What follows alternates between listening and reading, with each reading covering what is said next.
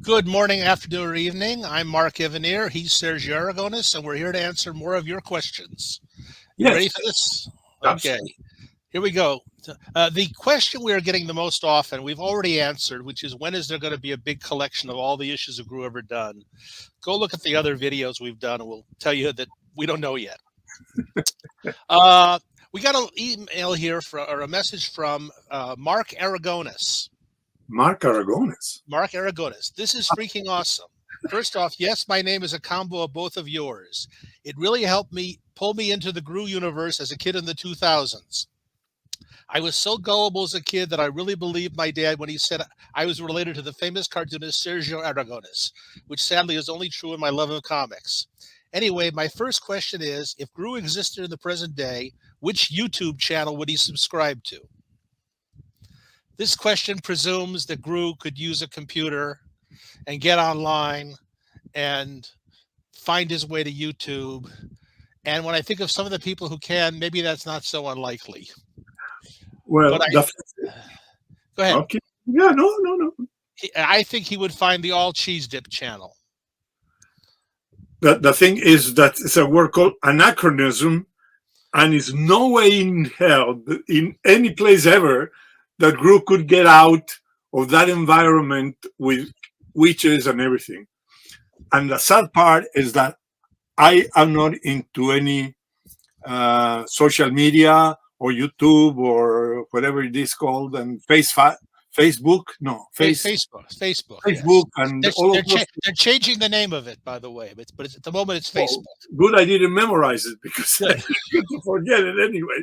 No. I'm so unconnected with that new technology that I doubt very much that I would know where Gru would fit or all. All right. It's a question that we don't have to answer more than that. All right. um, Thank you for the many years of laughter. That was this. This is from just Peter. Thank you for the many years of laughter, entertainment, and cheese dip. When things globally improve, is there any chance of an in-person Gru team appearance at a con? Well, the answer is yes. We do go to conventions, but not now. Take it from there.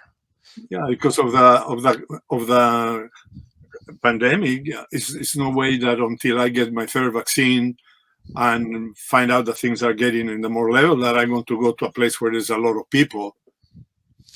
Yeah, I've had my third vaccine, and I don't go places Of anywhere course not. really.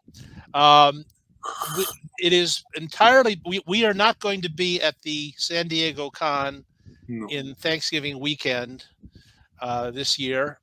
Uh, there is a good chance that if they have it in person, which I think they probably will, we may be at WonderCon next year in April. I think it is Oh, in Anaheim, and probably the next San Diego Con, and I don't know what else. Um, but we don't travel. And Sergio and I have not seen each other in person for yeah. Over a year. a year and a half since the Yeah. pandemic kind of started. He used to come down to LA twice a month, three times a month sometimes, and we'd sit around and talk and Have lunch. have lunch, and other fun things would happen here. But Yeah. we have Yeah. not, we've been communicating by phone and like this for Long something like time. 500 days now or something. Yeah. I live in a town called Ojai, which is north of LA, about 75 miles, a little south of Santa Barbara for about, I don't know, about 30 miles, something like Yeah, that. and I get up there about every 3 years or so for. Well, you don't travel that much. You don't travel that much. No, I don't. Well, I don't like to drive. You like to drive.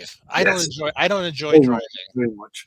I don't like it. So Yeah, and also I like a lot of the international conventions. I need my European fixed once a year at least. So it's that's one of the things I miss the most, seeing my friends overseas. Also, or the cartoonists and great festivals. I miss a lot, but it doesn't affect what we do. Mark sits over there writing. I sit over here drawing. Nothing's changed that much for us except the social part. okay, let's take one more question here for this one here. Let me find a good one here. Um, I'd like to know if Sergio ever met Jack Kirby and what are Sergio's thoughts on the King's work and legacy. This is from SAD, SAID period ATALA period art. I don't know if that's a name or a business or what. You met Jack Kirby many Oh, times. many times, many times. I have never knew his work when I was a kid. I discovered him already as an adult when I was already in the United States. And I was amazed discovering what everybody talked about, and I didn't know. So I started looking around, and I was fascinated by the strength of his lines, the creation, because he was a creator more than an inker or penciler or whatever you want to call something. He created things. There was a story that he did. It was called Kamandi. Oh, I love that one. I could go for all issues that I could find with him. Yeah, and one of the first comics I ever did in the United States. I mean, the first comic that I wrote professionally, it was a young romance, which Jack Kirby created in the 40s. You know, Joe Simon and Jack Kirby did the first romance comics. Yes. Yes. And the other day, looking around, look what I found. Oh, there's young romance. Yes. That's the issue that my work appeared for Wow. first. Do you know who drew that cover? No. That's Joe Orlando and Dick Giordano. Wow. So can you tell me if I show you right now who drew my piece? Yeah, sure. I probably Wow. can. Yes. That's interesting. And you guys are going to discover something that I don't know because I forgot. When I arrived to the States after an European trip, I went to visit Joe Orlando, the editor, and he was worried because he had the artist right there and the writer hadn't show up, and he needed a couple of stories. So with a big bravado, I told him, well, I'll go for lunch, and when you come back, I'll have you a couple of stories. I never written anything for comics. So that was it. It was, and this was published, it was issue number 155, September.